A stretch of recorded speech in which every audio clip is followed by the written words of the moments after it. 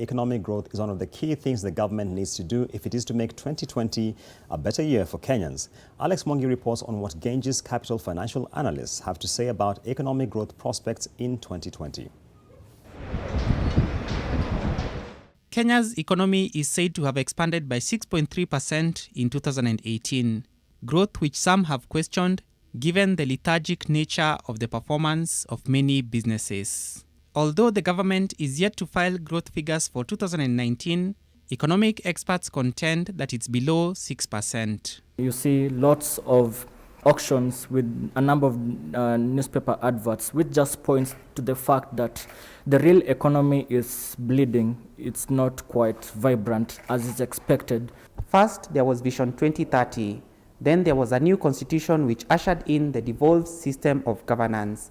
Much later on came the Big Four agenda, and now there is talk of the Building Bridges initiative.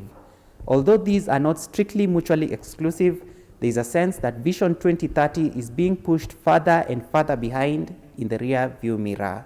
I don't think it's just about growing the GDP, but are individual households' incomes actually growing? Because I think that's where there is a sort of a disconnect, where the overall figure looks good, but it's GDP growth in the hands of a few, yet the masses are not feeling the impact. With the overall public debt having increased from 5.8 trillion shillings at the end of 2018 to 6.5 trillion shillings last year, all eyes will be on the National Treasury and whether it will be able to rein in the government's appetite for borrowing.